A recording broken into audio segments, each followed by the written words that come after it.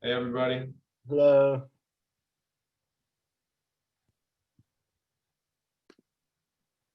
We're gonna wait for a few more people to roll in, probably start in a couple minutes here. I have disabled the waiting room, so anybody who joins now will be able to join immediately. Just to briefly introduce myself before passing the mic to Eric for the rest of the session. My name is Owen, and I work for Leaders Atlas. I'm also a global shaper and the curator of the Shanghai 2 Hub, where I've been based for most of the past 10 years. And just a few words on Leaders Atlas to share what we're doing with changemakers. Um, our company has been developing sessions similar to these, helping corporations enable their employees to share their skills, to share their work, to showcase high performers. And in light of everything going on in the world the past few months, we said that we want to start doing this for community leaders. So over the past series of weeks, we've done now around 15 of these changemaker sessions in the US, in Europe, in Africa, all around the world. And we really want to thank Eric and all of the other changemakers for taking the time to share today.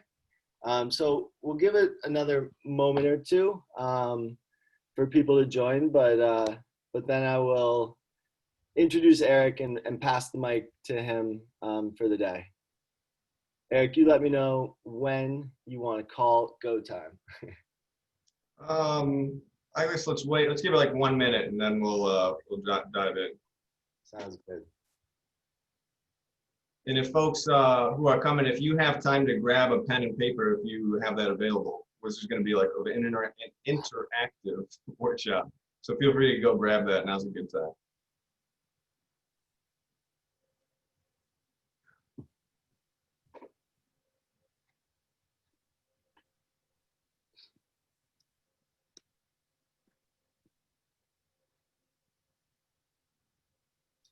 And I'm Eric, seeing a lot of familiar names show up. Hey, Abby. Hey, Jenny. Hey, Eric, Daxon. I think as everyone's joining, if you would flip to the second slide, we could start to share some of the. Cool. Yeah, so I'll just sort of dive into it. I'm experimenting with this my head on the back of the thing. I don't really know how it looks for you guys, but I'm sort of blocking it. But anyways, just a few housekeeping items as we get started. I would love it if you could keep your videos on and try to mute yourself unless I'm like calling for question and answer.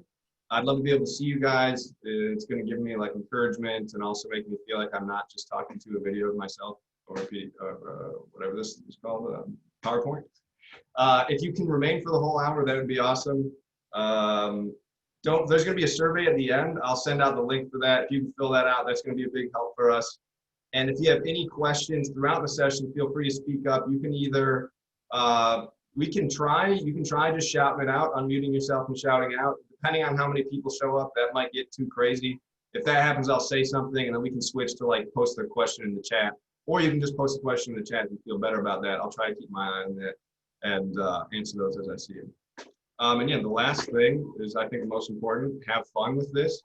So Sunday, it's 3 p.m. in the Eastern time zone at least. Time to relax. I got my Hawaiian shirt on.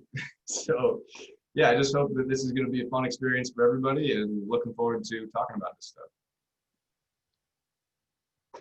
Oh, is there anything else on your part? No, that's all. Thank you very much, Eric. And I think everyone in the room probably knows you as well, if not better than I do. But just to briefly introduce Eric, he is a member of the Global Shapers Detroit Hub, and he's a leadership coach. And it's been fantastic working with him in developing this session. So I'm really looking forward to it. Thank you. All right, thanks a lot, Owen. I'm going to take it away then. So, oops.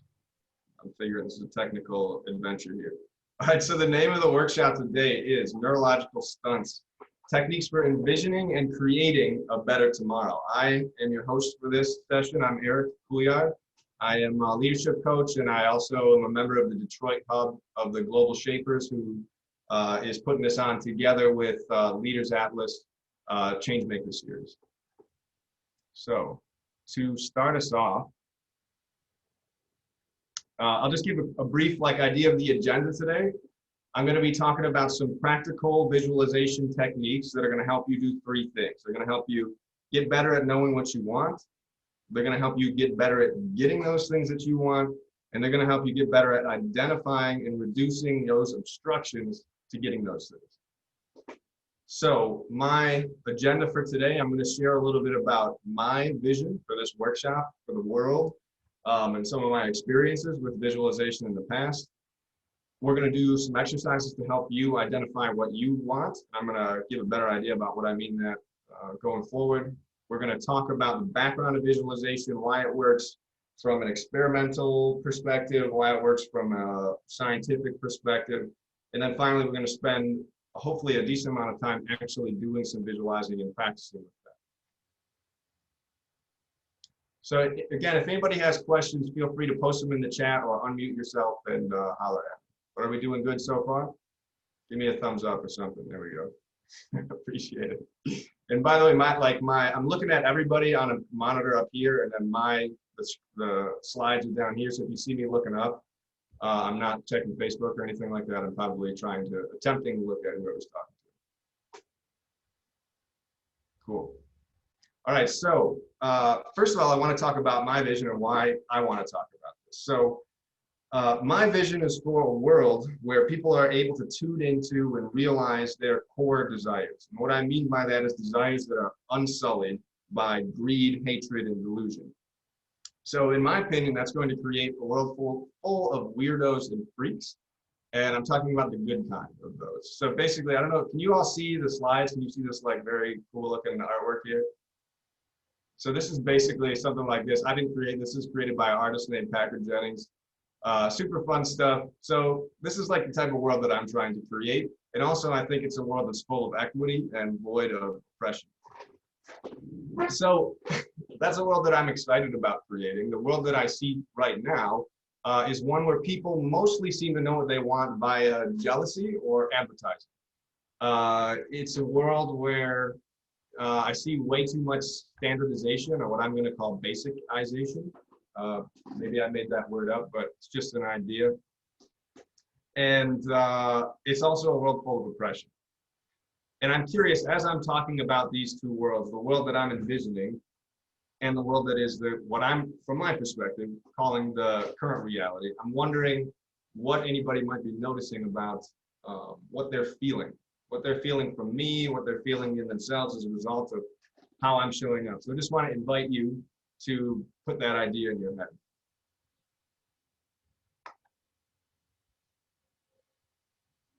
Let me go back. I think I skipped a slide. Interesting.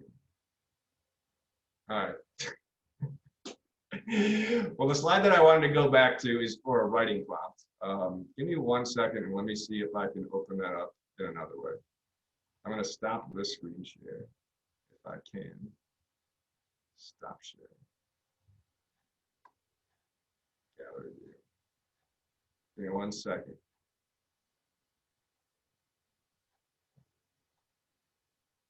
All right, it's here. And share screen, basic. There it is. Okay. So you all can see the slides now?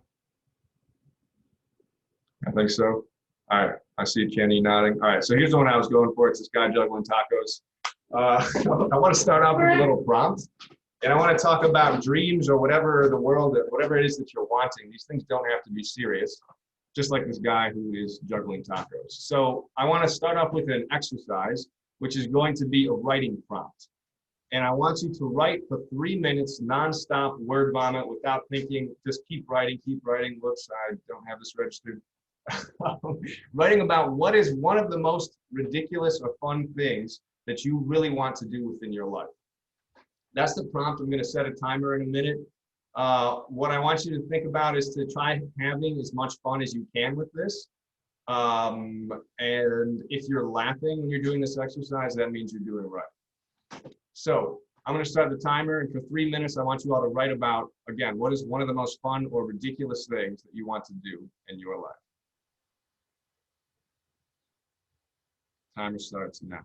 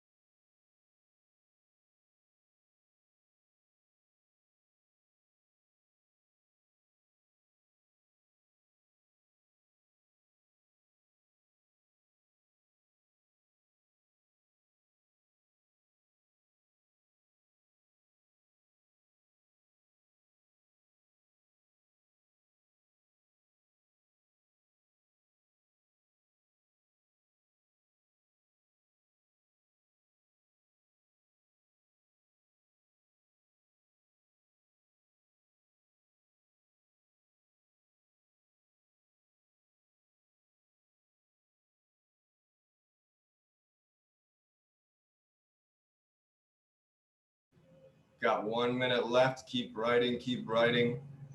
If you need a push, think about if your happiness wasn't dependent on getting what you wanted here, what would you want?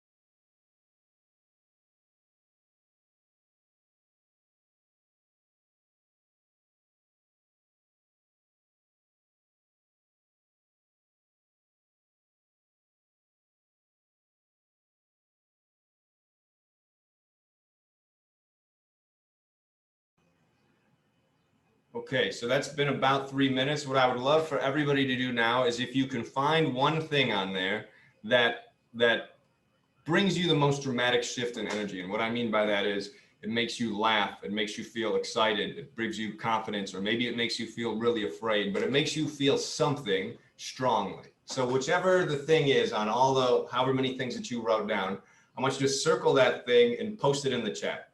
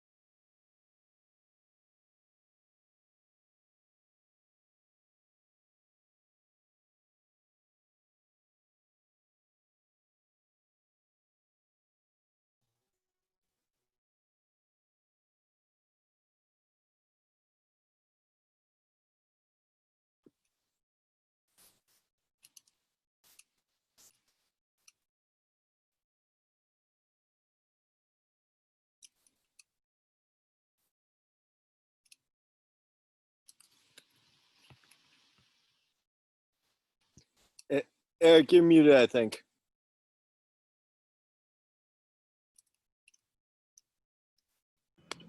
Thanks, Owen. All right, I thought I was reading those out. I'm not sure how many of them you guys heard, but I was saying hiking in the mountains, hitting a golf ball across a river, making fun of politicians, learn salsa in Colombia, and improve Brazilian zouk in Rio from my favorite dance teachers. That sounds awesome.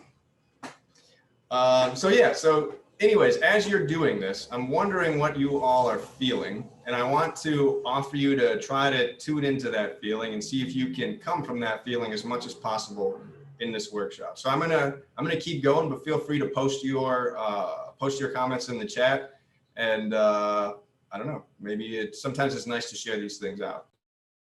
So let's see if I can figure this out. All right, so I was talking about the agenda earlier. I want to mention, I think I should be able to keep this whole thing to an hour or less.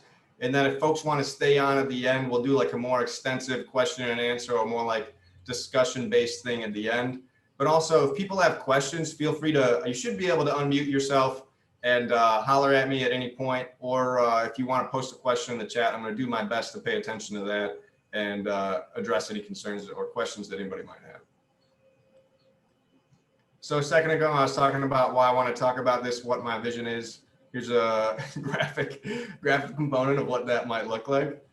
And the thing, or I guess the key here, which I'm going to get to, is this is really about what I'm talking about, what people really want. It's about love versus hate.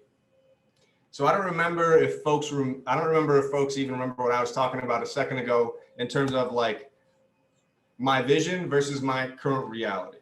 But what I think from my experience, when we talk about a problem that we see in the outside world, so if I'm going to complain about people being basic, usually that's a projection of something that we don't like about ourselves. So in my example, it's like if I go to Starbucks, I hate myself. Or if I like buy clothes in H&M, I hate myself. So like that's like a projection, and it's really coming from a place of negativity. It's coming from a place of fear, of scarcity, or something that in one way or another isn't making me feel good. However, when I'm talking about the vision of the world that I'm trying to create, it's more so coming from a place of excitement, of fun, and what I'm going to call of love. So how does how do those two things feel? I want to invite you all to sort of think about that for a second, and also to try as much as you can to experience it viscerally, experience it inside of your bodies. So what does it feel like when you hate something? And what does it feel like when you love something? And which one of those feelings do you enjoy? Or which one of those feelings do you want to experience on a more regular basis? If your life is dedicated to pursuing things like, if it's motivated by hate, I guess, that's going to be one kind of life. And if it's motivated by love, that's going to be another kind of life. I would argue that probably one motivated by love is ultimately going to be more likely to be sustainable in the long run, and also probably more enjoyable. So that's something to think about. Another aspect that I want to talk about, so again, talking about figuring out what it is that we really want, what it is that we want deep inside of us, not what commercials make us think we want, not what Facebook's advertising algorithm makes us think that we want, but what do we really want from like deep within ourselves? So the first thing I'm talking about is differentiating between things that we hate versus things that we love, and encouraging us to go in the direction of love. And the next thing I want to talk about is like seriousness versus fun. So if we approach this question, what do you really want, with a sense of seriousness, like I'm very serious, I must know the perfect answer to this question, it tends to stink of pressure and fear, which I think brings us back in that direction of hate that I was talking about earlier. So when we're experimenting, trying to get a better sense of what it is that we really want, I highly recommend that folks start out with things that feel fun, things that feel ridiculous, or things that don't make us feel serious, things that don't make us feel pressure. That was sort of the purpose of that exercise I did a second ago about the guy who was juggling tacos. So you might notice when we're like thinking of things that are ridiculous, it's unlikely that we're going to feel pressure. What I'm suggesting is that we can tune into that sense of things that we really want from a sense of love. And the more clear we get on what that is, the easier it is to see that in all different areas of our life. So I know this sounds a little bit like woo-woo or whatever. I promise I'm going to get scientific in a little bit, but this is just the basis for figuring out what you really want. This is just something that you can play with. If you don't like the things that I'm saying, that's totally fine. And I would love if you could all experiment with this and keep an open mind to it and just try it for yourself and see what works for you. Some of us like woo-woo, by the way. Some of us like the spiritual woo-woo aspect of it also. Don't knock it. Yeah. Cool. Thanks for the love. So, to summarize all that stuff I was really saying is, does it feel like love or hate? Go towards the love. Does it feel like serious or does it feel fun? Go towards the fun. fun stuff that you love works best for visualization. So that's why I'm bringing this up. Ultimately, I want to get to the place where we can try with, engage with, play with this visualization stuff. So it's going to be good if we have something to choose. So anyways, I'll give some examples of how I've used visualization in my life. So I don't know how many of you know this about me, but when I graduated from school, I got a job at Google. Before I got that job, I used a shitload of visualization techniques. Some of the techniques I'm not going to share with you to help me get that job. I also listened to the Karate Kid soundtrack, and I may have listened to that soundtrack before this presentation as well, I'm not going to lie. Basically, as soon as I got that job at Google, I thought, I guess getting a job at Google is a pretty hard thing to do, but I don't know, I feel like I could do better than this. Like, what can I do that would be cooler than working at Google? So I thought at the time, this was like when I was just graduated from college. So I thought to myself, well, I really like China. I studied Chinese in school. I really like action movies. At that point in my life, I was watching approximately one action movie every day, probably for almost a year. So I was obsessed with action movies. And I was doing a lot of Kung Fu and really liked Kung Fu. So I thought to myself, if I like China, if I like action movies, if I like Kung Fu, I should move to China and practice Kung Fu. I should move to China and try to become a stuntman, like a Kung Fu actor in movies. And that became my vision. And as you all can see in this background photo, that's a picture of me screaming. I'm going like this. In a really terrible movie called Dragon Blade, with the guy on the right with the Chinese character on his arm is Jackie Chan. It's kind of hard to tell. But yeah, so I was able to use these visualization strategies in order to get a job as a stuntman in a Jackie Chan movie. So I'm not saying that that's the only thing that got me that job, but I'm saying that I do think that it made a significant contribution to my ability to being able to do that, and to my luck in being able to do that, I should say. So let me just pause for a second and give an opportunity to answer any questions that folks might have. What are folks wondering about? What am I saying that folks are like, that sounds like total bullshit? What questions do people have so far? And let me pause the screen share. Feel free to post the question in the chat or to unmute yourself and shout it out. Go ahead, Drakshan. So I love this idea of going towards what you love, and I think it works really easy for me when I'm thinking about, all the passions I have that are not related to my work, like, dance and travel. How do you apply this to things that are inherently serious, like if I'm working on projects to combat genocide? Yeah. And the subject matter is super serious, but I have goals I want to visualize towards it, but it's all serious and none of it's really fun energy. And I'm trying to, how do you adapt this to very serious contexts? Right. So for those ones, I guess there's two things I would say. First, it's like being able to know what you really love, what you really want is kind of a skill. It's sort of like a muscle that we can practice. So what I'm not suggesting that we only apply this technique with things that aren't serious. What I'm saying is that's like doing it with things that are light and fun is like a 5-pound weight. Doing it with things that are heavy and serious is like 100-pound weight. So it's sort of like working your way up to it. So practicing with things that are funny or not serious or about being absurd it's like building that muscle, makes it easier for you to recognize the things that really are important to you in those areas. That's the first thing that I want to say. And the second thing I want to say is in situations that are inherently heavy, like genocide, if that's something that we're wanting to work towards fixing, then it's focusing on the piece of it that's about love. It's not about hating the people who are causing the genocide, but it's more about loving the people who are being affected by it and wanting to protect them. Does that answer your question? Yeah, thank you. Cool. Anybody else have more questions? Okay, so I'm gonna start the thing back up. But I wrote into the chat just asking about like what specific visualization techniques you use and like when and why, sort of like how big or how small, daily, Yeah, thank you for asking that. I'm gonna get into, so I'm gonna, like, the second half of this basically is gonna be all about me explaining one specific technique that I use. Hopefully it's adaptable and folks can make it their own. But in terms of like using them, it really depends. It's really up to you. I recommend making it into some kind of a habit. So that means like this isn't just a one-time thing, like you do it in this workshop and you're done. It's more like trying to turn it into something that you do every day for 5 minutes or for 10 minutes, or maybe it's like certain periods of time. Like you've got a big presentation coming up in 2 weeks and you want to get like really psyched up for it. Then maybe every day in the 2 weeks leading up to that presentation, you use it for that matter. Does that answer your question for now? Yep. Thanks. Cool. And I'll cover this a little bit more going forward. All right, let me see if I can get that screen share going again. This one, yeah. Current. Okay. So I want to talk a little bit about why visualization works. And what it really comes down to is the idea that our brain cannot tell the difference between imagination versus reality.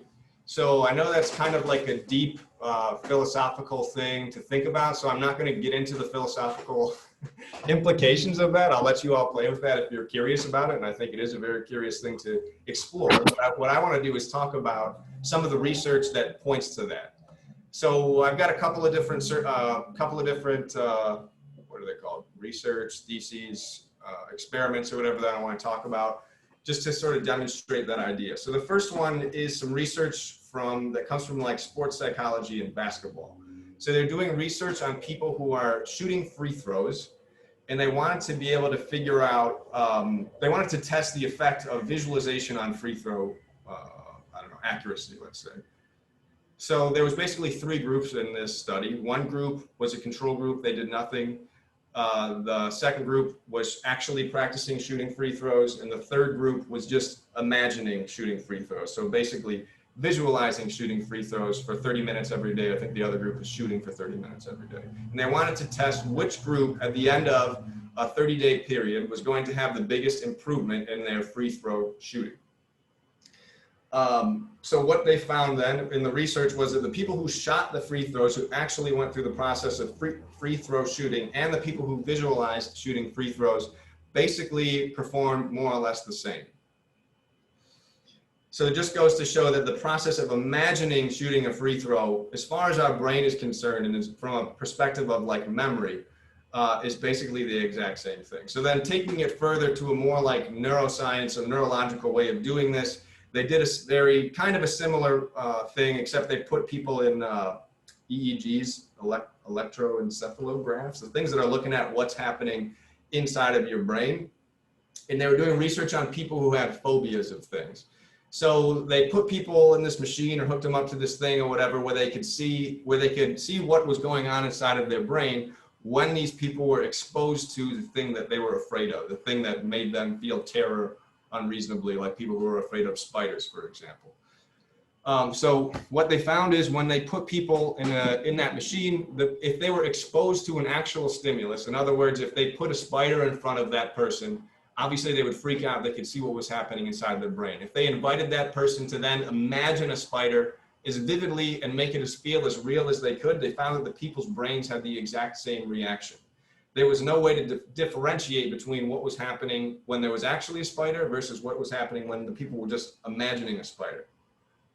And then furthermore, they went on with this research then to play with that and realize exposure therapy, which is one of the most common forms of therapy for getting over phobias, basically exposes you to the thing that you're afraid of and allows you to relax and to get used to it so that you're no longer afraid of it. What they found is that they can do exposure therapy without actually having the stimulus. So in other words, if you're afraid of spiders, you imagine what it feels like when you're exposed to spiders, but you try to change the way that you feel. So instead of imagining yourself as being afraid of the spiders, you imagine yourself being relaxed, or you imagine yourself taking it easy and being like, I'm okay with this. Or at least you imagine yourself feeling less afraid than you would normally. And what they found was that this was just as effective in helping to alleviate people from their phobias as the actual being exposed to that stimulus was. So I know I've just explained a lot of research, probably in a very oversimplified way, but I just want to check in if anybody has any questions about that so far.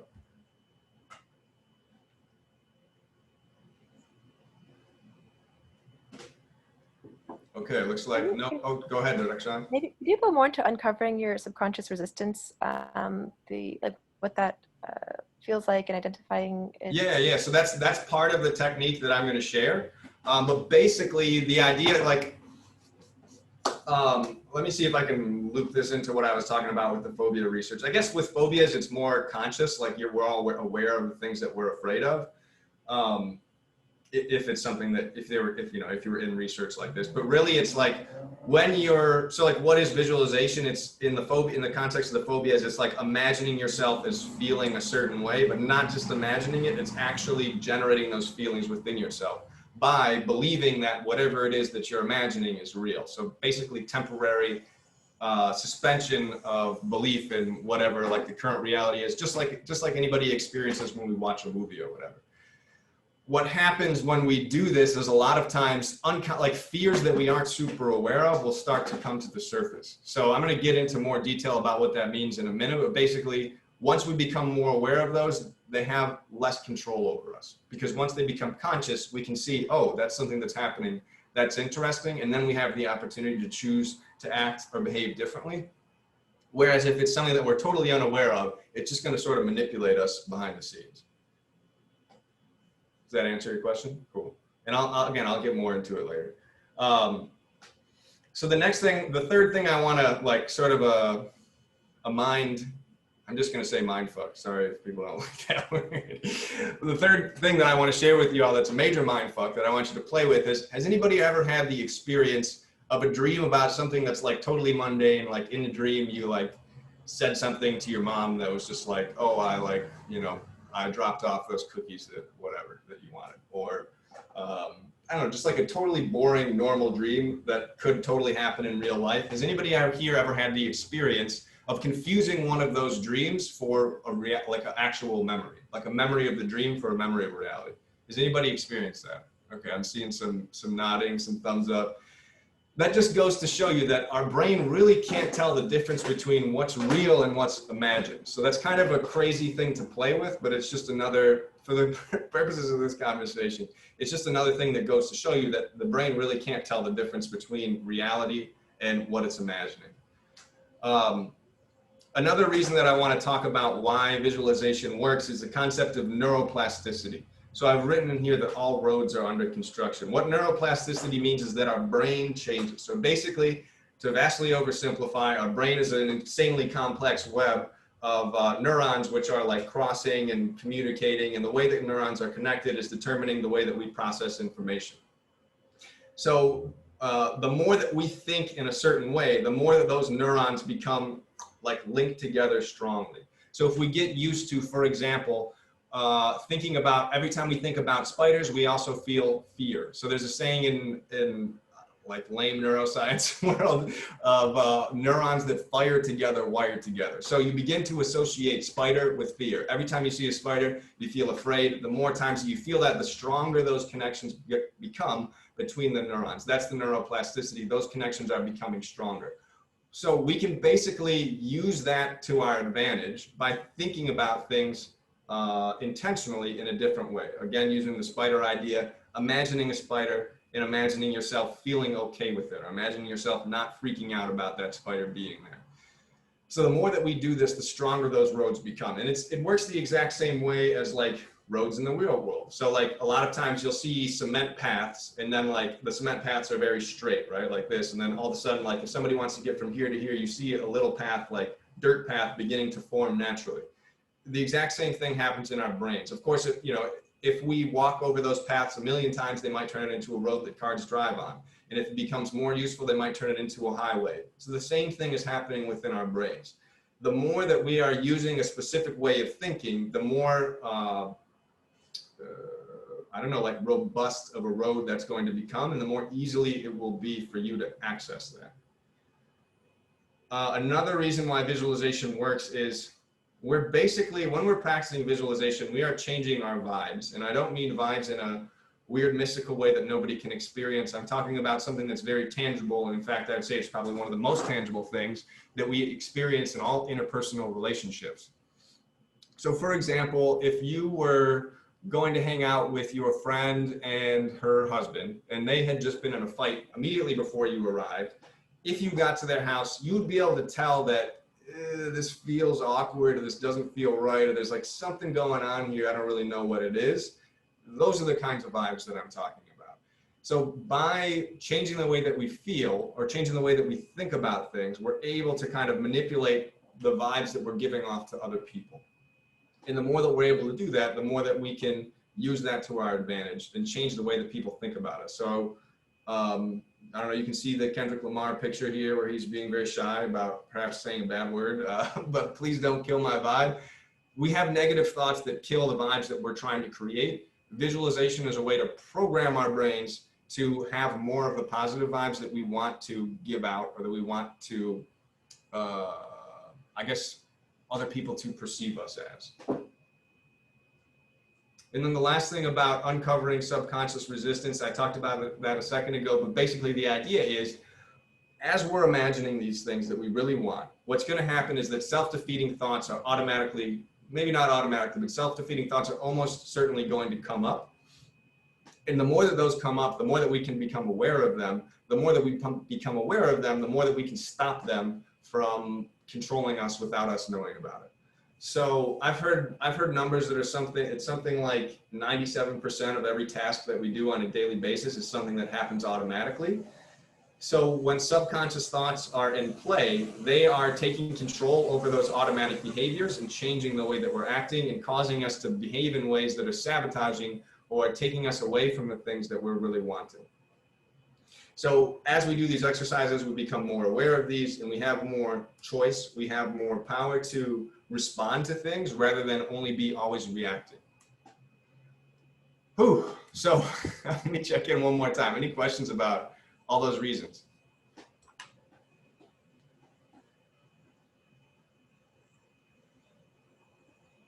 So the last thing that I want to say here is a caveat to visualization is that this is not a replacement for doing the work.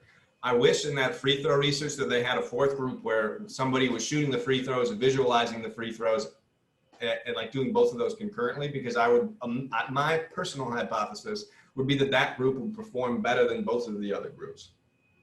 So when I say do the work, it just really depends on what you're like dreaming for, or what it is that you're yearning for, or what it is that you're wanting, or the sort of target of your visualization. But just because you're visualizing it going well doesn't mean that you don't have to do the work to actually make it go well. What this can do is help you have a clearer idea of what that is, because your mind will be less clouded by self-doubt, basically. Avi, were you gonna say something? So yeah, Eric. So I have a question regarding how to visualize those things. So for example, if I'm passionate about, or if I like the fields for which I couldn't able to understand I couldn't able to decide which field I like, but I like most of the fields. For example, sustainability, climate change, economics, politics, then entrepreneurship, and as well as the corporate job as well, the cloud computing and the AI technologies. And if you see, so this is a complete mess. And if I would like to take the advantage of all these things which I like, and if I would like to visualize, then how will I visualize? Because I do not know what it means to be an economist, right? How he thinks. So you're saying when you look at the world's like global economics or global politics or whatever, you see that it's kind of a mess, and you're like, where do I even start with visualizing? Yeah, because I do not know, I know what I do every day as my job. Yeah. Right. But I do not know what the economists really do. For example, Jeffrey Sachs, we know he is one of the most influential person on the planet, but we do not know what he does every day. Right. To become such influential economist. Yeah, I mean, I guess I would say, it's not necessary to visualize about things that we feel like are sort of outside of our world or outside of our wheelhouse. Like if it's something that you really want to make change about and that you're passionate about, then it's about tuning into that passion rather than tuning into that annoyance or I don't know, pain or fear or whatever it is that you see as a result of how messed up everything is. So it's figuring out what is it that you're really passionate about, tuning into that, and that's the energy that we want to use. That's the energy that's more likely to be sustainable and to get us where it is that we're wanting to go. So it's really about getting a clearer idea of that, tuning into that as deeply as we can, and operating from there. Does that answer your question? Yeah, so I guess so. So most of the homework has to be on our side to decide what we really like, and we need to come with that part at least. before we getting into the visualization and stitching all the things together. Right. Yeah. I mean, it's like you can also I mean, you can have a vision for how it's all going to work together, but if if you have no idea of what that's going to look like, that's going to be difficult. So then it's figuring out what are the pieces of this that I can like actually comprehend, and then visualizing in that sense. And it's not like you have to understand, you don't have to like know everything about economics to have a vision about how you would like for economics to look. Like it might, like maybe your vision is like, I want there to be no super poor people. I don't want the disparity. Like I want the disparity in like I want income inequality to change in this way, like some kind of a positive direction. And generally speaking, when we're visualizing, it's better to think about things that you want rather than things that you don't want. So it's like, okay, I want income equality to shrink, or something like that. So you can still like visualize that, and what that looks like basically is imagining if income inequality had shrink, what would that feel like? If I saw 5 years from now, imagine I'm 5 years into the future and income inequality has shrunk this much. What would I feel like? Would I imagine that I would feel excited or good or happy or ecstatic or whatever? So visualizing is really about putting yourself in that situation when it's already happening and feeling whatever it is that you would feel if you were in that situation. All right. Yeah, got it. Yeah, thanks for the needed explanation. Cool. And I'm gonna explain this in even more detail right now. So what I want to talk about is my favorite technique personally for practicing visualization. And this is a technique that generally speaking, it works better when you're feeling relaxed and otherwise not terrible. So if you're having a terrible hangover, this is not a good time to practice this. If your boyfriend or your girlfriend or significant other just broke up with you, it's not a good time to do this technique. Generally, it's like just when you're feeling at least okay, or if you're feeling good, that's even better, but that's pretty much always better. So just like not when you're feeling terrible. Like I was saying earlier in response to Owen's question, this works best as if it's a habit, if it's something that you do on a regular basis, because again, like I was saying, this is like a skill or a muscle that we can practice and get better at and get better at. Personally, the way that I've practiced it is there's been certain periods of my life where I felt like I've had a powerful vision that I want to work towards. During those periods, I would do this every day for about 10 minutes, and maybe that period would last 2 or 3 months, and then I sort of let it go for a little while, and then maybe another thing comes up that I'm like, whoa, that's the thing. I feel pumped up like Goku here, and I want to go Super Saiyan about being able to do this thing. That would be another period of time. So that's sort of like how I've used it. Or like maybe there's one-off things. Like today, I did some visualization before this because I was like, here's how I want to show up to this. What would that feel like? How would I feel once that's done? And I started using it in that sense. So that's how I've used all this. So anyways, the technique that I want to share is it's designed to maximize the power of your imagination, to think about what it is that you're trying to experience or feel in a bunch of different ways. So step one in this, and what I'd love is if we can do this all together. So earlier we did that exercise with the guy juggling tacos where we tried to choose one thing that we would make us really excited, or one thing that like the most ridiculous or fun thing that you can think of that you want to do. So what I want to invite everybody to do is to pull out that thing. And I'm also noticing a question in here from Becky. Let me just address that real quick. Is it possible to relearn things? Yeah, Becky, it looks like you asked that question a while ago. Sorry for the slow response to that. But yes, it is possible to relearn things. It is possible to create new paths. And just like a road, if we stop using a road for a long time, that road will eventually become like cracks will start forming in it. In Michigan, it will be gone very quickly because it will get frozen and the road will get all janky basically because we stop using it. So if we stop thinking in a certain way, those neural pathways will atrophy, they'll die, and they won't be as strong, and the electrons or whatever the hell is happening inside of our brain are going to start following the pathways that are wider or make more sense. So let's start doing that right now with the thing that you all came up with earlier, the thing that you want to create in your life, something that gets you excited, something that makes you feel good. I'd love if you could use the thing that we made up in that writing prompt a second ago, but if you've got something in mind that you're wanting to create in your life, feel free to think about that. And what we're going to do is we're going to take that thing and turn it into an affirmative statement indicating the realization of that thing.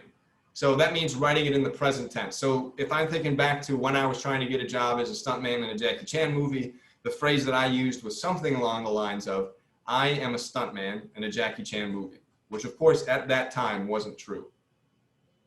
So I'll give everybody a second to sort of think about what their sentence might be. So again, we want it to be affirmative, talking about doing something rather than not doing something, or creating something rather than destroying something, and written in the present tense. So I'll give everybody a minute to think about that and write that sentence down.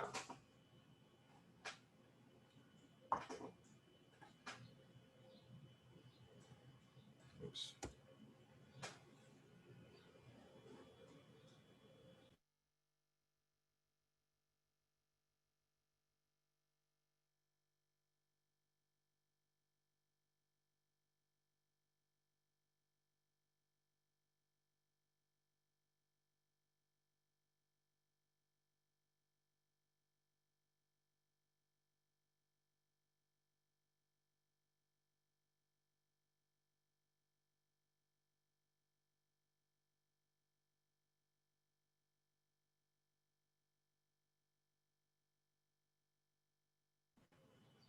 Does anybody need more time? Okay.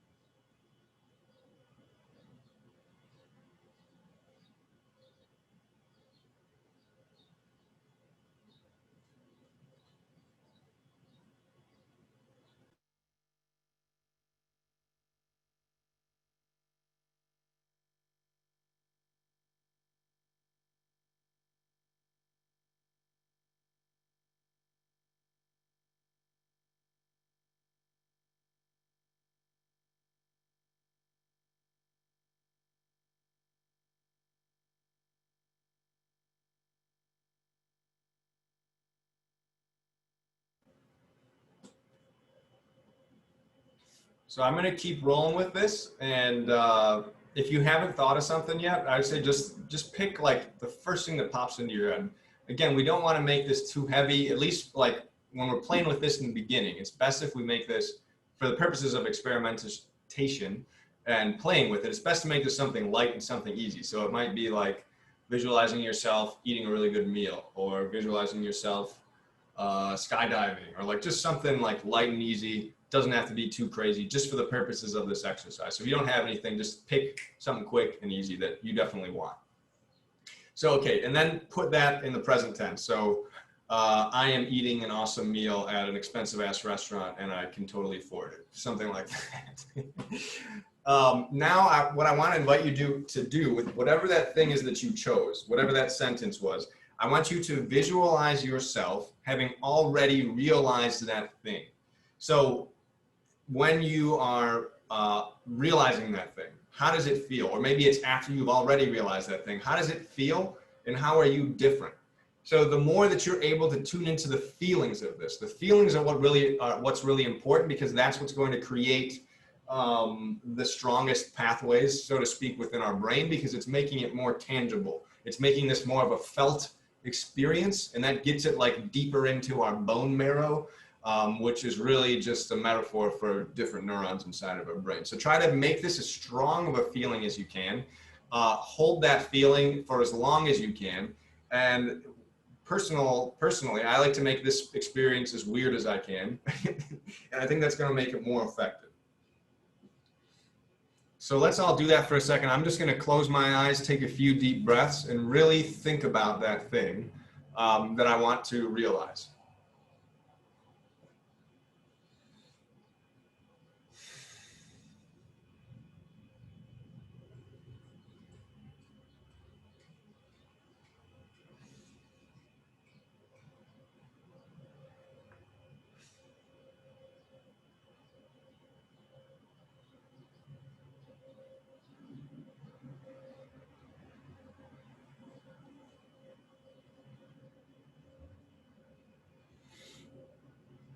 And you can stay with this for as long as you'd like. What I would love would be if people can message in the chat or shout out, how do you feel having thought about this. So for example, I'm going to change my vision just so I can make fun of Chenny, who's on the call. Chenny's really good at ping pong. My vision was beating Chenny in ping pong. And when I think about that, I feel super excited and pumped up because I'm like, wow, I would have to get so many skills and get to such a good place to be able to beat him in ping pong. I would feel so like proud and happy and cool and awesome if I would be able to do that. And if I think about that, to take this a step further, it's not just like what I think about that thing, it's really about what I feel. So if I imagine like hardcore in my brain beating Chenny in ping pong, I feel like, oh, like super pumped up. That's why I've got this picture of Goku here. I don't know if anybody's familiar with Dragon Ball, I hope. This guy going, ah, or whatever. He's like charging up. That's what visualization is all about. We're like charging up these feelings of, generally speaking, they're going to be good things like maybe excitement or happiness or joy. There we go, empowered, confident, happy, like Rakshan was saying. All like these are usually, generally speaking, the things that we're trying to conjure or create within us. So thanks, so accomplished, empowered, focused, positive. All of these things, it's really about creating these. And it's not just about creating those words in our mind. It's not thinking like, what does it feel like to feel accomplished? This is not a cognitive exercise. This is meant to be a visceral, a felt, a body experience. We want to make this something that we can feel within our bodies because that's going to make it more real. Just like people talk about intuition as sort of just like a felt sense, like, oh, I just felt like, I just knew that this was the right thing. Something within me just told me that, or I could feel that for some reason. That's what it is that we're trying to create. We want to make this be something that is within our bones, not just in our brain, so that we don't have to think about it. It's something that we can feel and like sort of exude out to the people around us, but also within ourselves. So it works both ways. So the next step, so that like this in and of itself is a really powerful technique by itself. I'm going to take it further and make it even weirder because I think that makes it stronger. So let me see if I can figure out how to do this. Yes. Okay. So continuing along with my favorite technique, what I want to encourage you to do is to write your statement out. I think probably everybody already did this, but I want you now to include your name. So writing that statement in the first person. So if I go back to my stuntman Jackie Chan example, it's I, Eric, am a stuntman in a Jackie Chan movie. Then you repeat it in the second person. You, Eric, are a stuntman in a Jackie Chan movie. So now when I'm repeating it in the second person, I'm imagining somebody else saying that to me and imagining what it would feel like for me to hear that and know that it was true. And so you can, when I, like people have different ways of learning. They say some people are auditory, some people are tactile, and some people are visual. I feel like writing it down kind of hits all three of those ways of learning. So you see it written down on a sheet of paper, you're saying it out loud, so you're hearing it, and you're also like feeling the experience of writing this down. And actually the most important tactile piece of this is trying to feel the emotions and feel the physical sensations which are associated with this idea or with this thing that you're wanting. So we've written it in the first person, we write it in the second person, and then we do the same thing in the third person. So for my example, it would be Eric is a stuntman in a Jackie Chan movie. In this case, I'm imagining overhearing two other people saying this about me and imagining what it would feel like if that were true. And then I repeat this process as many times as I want. Personally, I usually do it 3 times, but I just like the number 3. Do it as many times as you want, or maybe it's like a time-based thing. Maybe you just want to do it for 5 minutes. You keep writing it for 5 minutes. Again, it's the writing is secondary to the creation or the manifestation of those feelings. So it's like, as much as possible, thinking, putting yourself in that situation, trying to create that reality in your brain, remembering the fact that our brain can't tell the difference between reality and imagination. So trying to make that as real, feel as real as possible inside of your brain, and actually feeling whatever it is that's coming up as you're thinking about that thing. So I want to check in. There's one more section to this technique, but I just want to check in see if there's any questions before I move on. I have a question. Sure. I really like what you're saying, and I can relate to this in so many ways. The only negative thing, or not negative, the only aspect that I've noticed sometimes is that when you visualize the actualization of of anything, Mhm. sometimes you give your brain and yourself the wrong euphoric victorious moment Yeah, that makes you lazy, and you don't even go for it because you've right, already enjoyed it and you felt that victory or that whatever you want to do it, and then you just become so lazy. I'm going to go to the gym. I'm going to go to the gym. I Mhm. look great. And then you just, I'm going to write the book. I'm going to, and it gives you false pleasure that you Right. don't really follow up. I don't know if that makes sense. No, I don't know, totally. Wes, Yeah, because I believe in what you're saying, but also I've experienced the other aspects. So I don't know which right. one do you actually do you recommend. Right, you're totally right, and that's why I like this caveat up front. You still have to do the work. You can't just like imagine, like, if your goal is about getting ripped, you can't just like imagine yourself, oh man, it feels so cool if I was ripped. All right, let me go like eat this whole bag of Cheetos and like play video games for 6 hours. Like, you still got to go to the gym and do the work. So this isn't meant to replace that. This is meant to give you motivation to do more of that. So ideally, I guess the way that we're thinking about it is like, uh, the idea that's coming up to me is it's kind of like going on a road trip. Like when you go on a road trip, you're like, oh, cool. I know I'm going to end up at this cool destination and I can enjoy the journey because I know that that's where I'm headed. So this is meant to, on the one hand, like give us that feeling, help us get in touch with that sense of what it's going to feel like. But at the same time, once we're done visualizing, you have to remember that, oh, I don't have that yet. I need to create that. And here's what it's going to feel like when I have that. So let me work towards that because I want to feel that for real. Does that make sense? Yeah, it makes sense. It makes sense. I really like it, and I do that especially with traveling when I have to take a decision about traveling or doing a long-term thing with business and everything. But I just wanted to see your input about that Yeah, right. Yeah. other Do aspect. But not yeah, let but that makes total sense. Thanks a lot. yeah. So please don't replace like the real work with this because that's not gonna, I mean, maybe it'll help a tiny bit, but yeah, it's not gonna help in the long run. So keep doing the real work.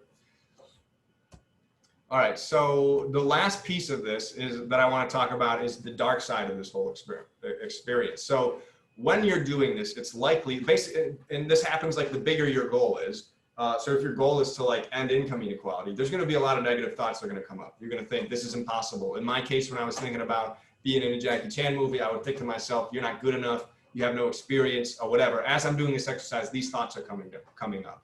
So when those thoughts arise, I write them down somewhere else, somewhere where I'm not writing down the thoughts that are more affirming. Maybe like sometimes what I do is I just take the page and turn it upside down and write them on the bottom of the page. Do it like that. You can write them wherever you want, but just collect those somewhere else because we're going through an important part of this, like I was saying earlier, is making those thoughts conscious. Because when we are aware of those thoughts, then they have much less control over us. The awareness is the first step to being able to behave or change the way that we're behaving. And to do things differently. So write those down, remember those things, they're useful, and here's what we're gonna do with them. So basically, once you've collected them, one, it's like just being aware that this is a thought that you have and watching out for it on a regular basis, because I'm sure that it comes up in a lot of situations, not just when you're visualizing things. So it's becoming more aware of those throughout your entire life. In addition to that, in the context of this exercise, what I like to do is to come up with a new statement, a new affirmative statement to assuage those thoughts. And I really like the word assuage. It really rolls off the tongue nicely. But so let's say, for example, if my negative thoughts that were coming up were, you're not good enough, you have no experience or whatever, maybe my like sort of counter affirming sentence would be, I'm more than qualified to work for Jackie Chan. So this is something that maybe is a step down from the initial visualization, but it's something that I can feel is more real. So this is sort of like giving you a step-by-step way to be able to embody and really feel that big, huge thing that it is that you're going towards.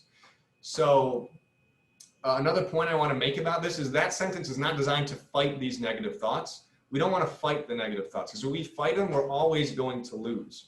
Because the part, like the fight, like you're basically fighting yourself. The negative thoughts are something that you're creating. If you try to fight them, you're only going to make them stronger. So just accept them. Realize that that's what's happening right now. These negative thoughts are arising. That's totally okay. And here's another way of thinking about it. Another way of thinking about it is there's plenty of like random white dudes who have no experience being in Jackie Chan movies. Why can't I be one of those white dudes? it's just like figuring out a way to think about it that makes it feel like something that you can actually realize, and then doing the same process with that new statement. So going back and saying, I, Eric, am more than qualified to be in a Jackie Chan movie. You, Eric, are more than qualified to be in a Jackie Chan movie. Eric is more than qualified to be in a Jackie Chan movie. Repeating that whole same process with the sentence, which is designed to assuage your negative thoughts. And I think, yeah, that is everything. So I'm going to wrap it up with just by saying thank you so much for everybody being here. I know that we're at the hour. I want to respect people's time. If you want to stay on, I'm going to stay on for a little bit to answer people's questions. I would love if people could fill out this survey. It's going to be a big help to the folks at Changemakers. Let me see if I can copy this and turn off my screen share. So there's a survey to talk about how this went. I'm going to try to post the link, but there we go. I'm going to post it in the chat. There it is. So if you all could fill out that survey right now, that would be a huge help. And while you're filling that out, if anybody has any questions, I would love to answer those questions. And also the last thing that I want to say is if you have questions, feel free to reach out to me. I'll go ahead.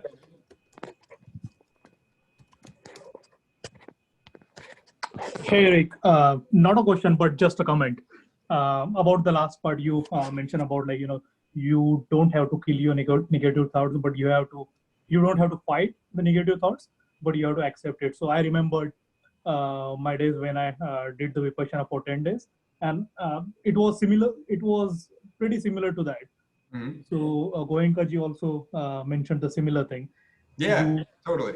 I stole all this from Buddhism and all that stuff, but also not just me. Everybody steals it from them. Right. So, yeah. So thank you for that one. So I could able to remember that one just because what you said in the last statements. So thank you. It's been a very amazing. Yeah. Thanks a lot for coming, Avi. And somebody was asking, I think Lex was asking in the chat if there's a way to follow my work. If you're interested, I'm going to be doing these talks. I'm going to try to do them once a month. Actually, let me put a talk in for the next one. Let me put this in the chat.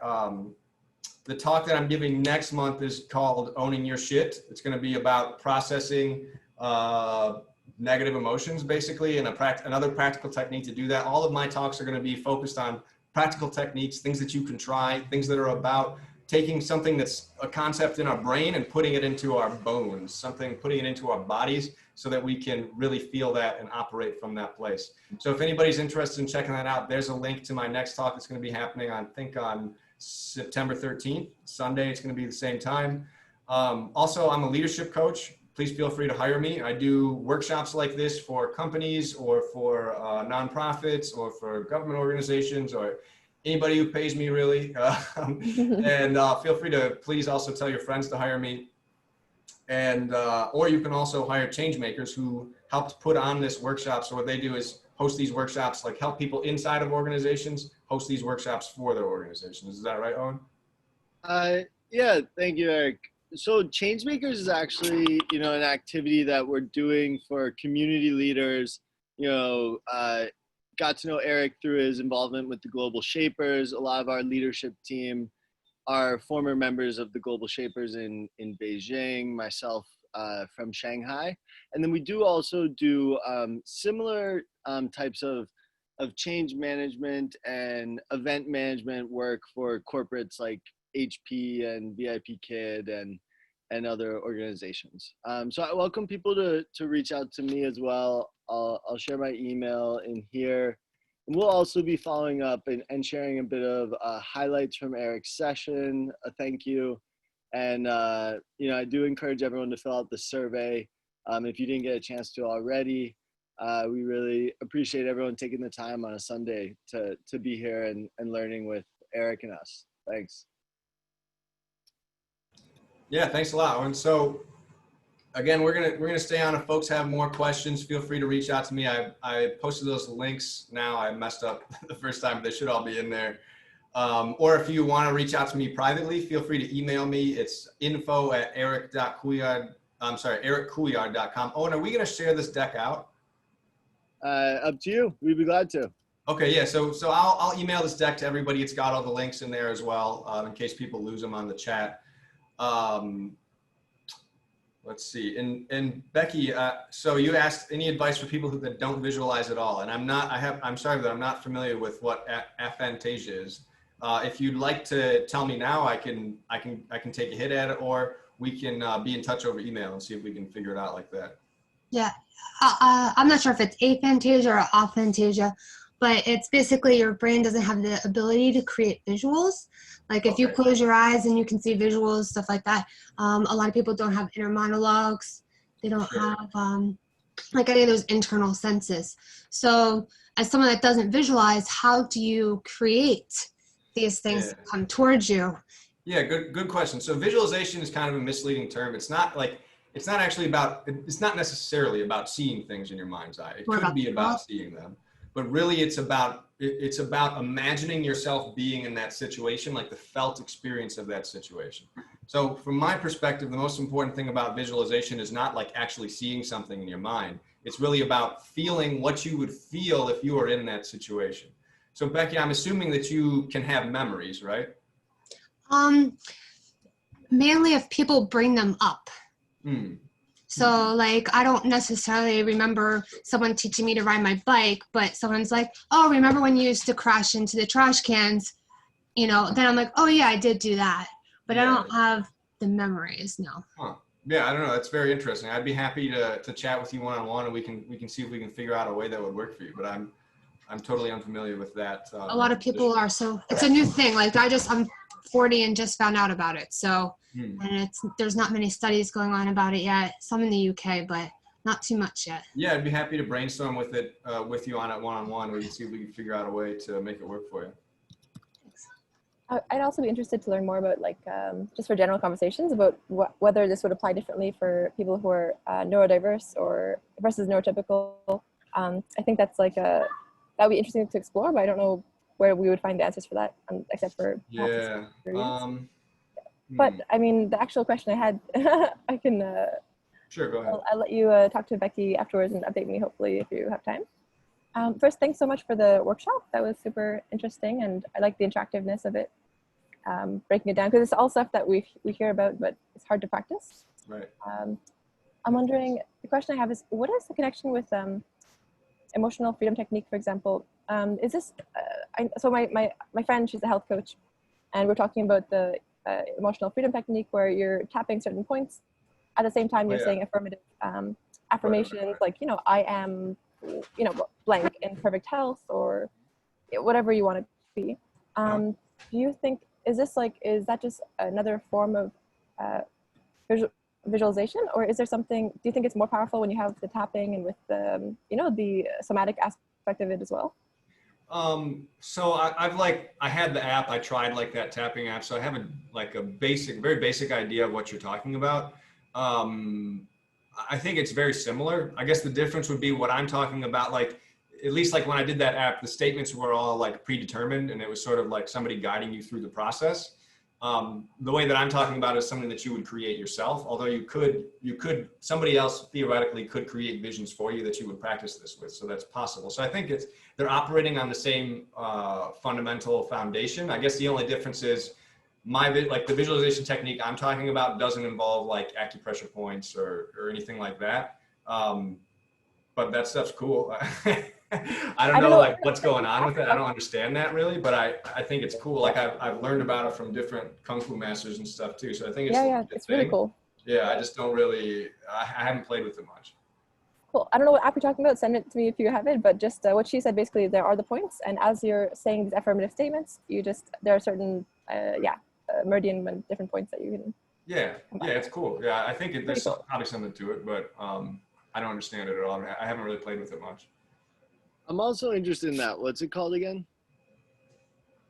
I believe it's called emotional freedom technique.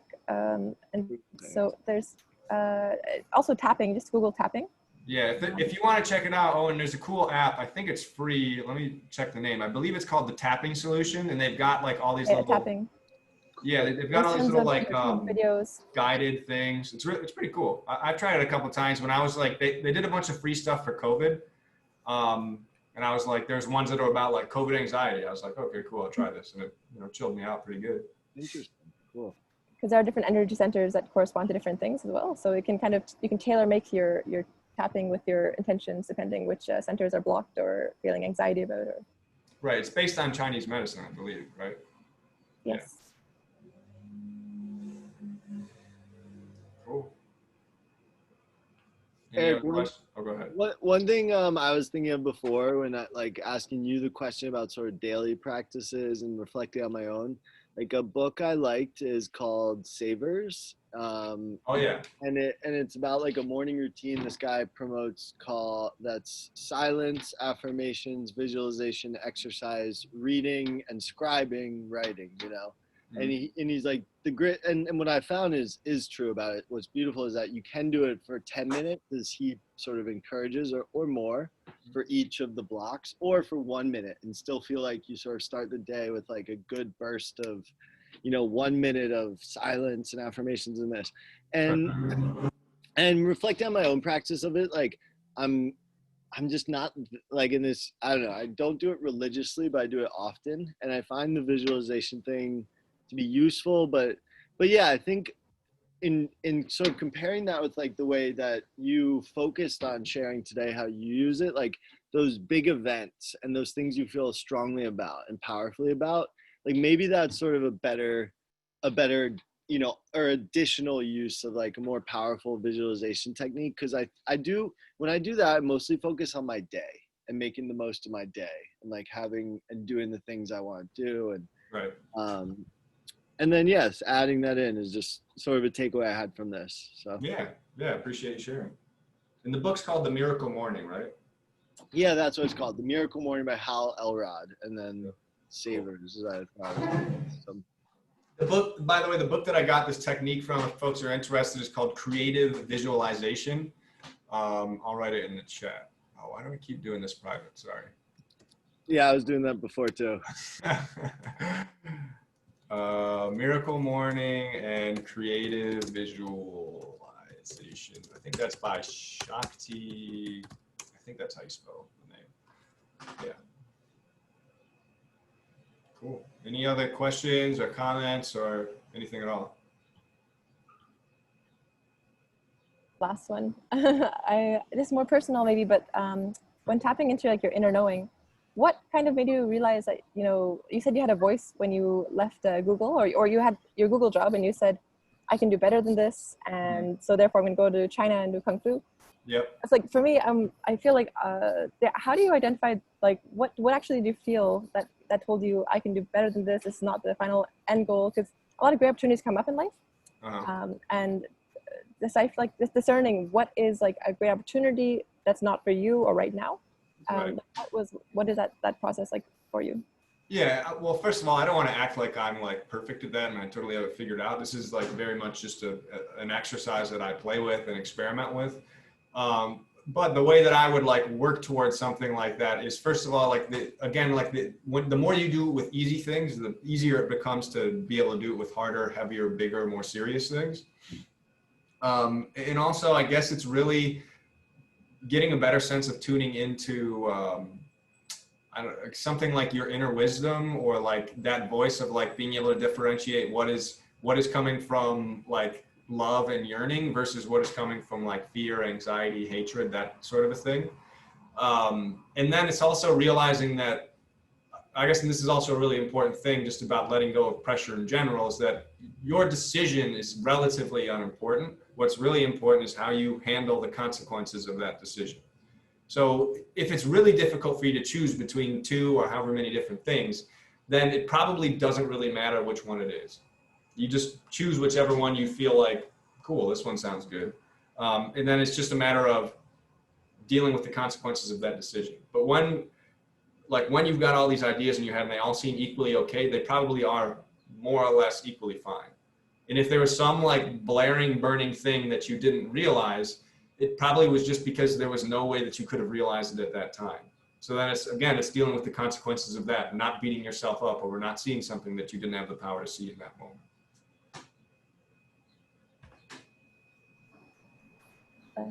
And then the one last thing that just popped up is, when did your visualization not work, and why? What do you think were the blockages? Like, has there ever been a time where you visualized something, did it every day, and then it just didn't happen. And yeah, do you think, you know, why it didn't happen? I'm sorry, what was the initial question? When was the, when When, do you start? When have you ever visualized something, practiced it every day, did it, you know, made it a habit, and were intentional with it, and it didn't end up happening? Oh, or I mean, a lot. yeah. So, What's the well, blocker? even for the Jackie Chan thing, like when I went to the audition initially, and then I got a call, I was so excited for it, and they're like, you didn't get it. And I was like, fuck. And I just kept on doing the same visualization, and they called me like 2 weeks later, they're like, guess what, we need you. I was like, oh, cool. But this is not about like, I guess it's really not about, it's not about like you getting what you want. It's more about being able to tune into more clearly that thing, the energy behind what it is that you're wanting. What do I mean by that? I think an important thing to making this all work is realizing that no matter whether or not you get that thing that you want, it's not going to make your life better or worse. And it's like really, if you can like really fully tune into that, then getting what you want is no longer about you. It's just about what you want. Mm-hmm. If that makes any sense. So it's like, this is really like, ultimately, if we take this practice to its like deepest level, that's where we're trying to get a place where this is no longer about me. It's just about creating that thing and having fun along the way. So this is about having a clearer image of that goal in mind and going in that direction to the best of our ability. And as long as we're going in that direction, it's already a win because we've identified like a thing that we really want and we're working hard towards going towards it. Beyond that, like there's so much that happens in the world that's outside of our control. If we try to like really grip hard onto that thing that we want, it's just going to take us further away from what it is that we're really wanting. So I guess this exercise is really an invitation to let go of that and be able to enjoy the process. Cool. Thank you, Eric.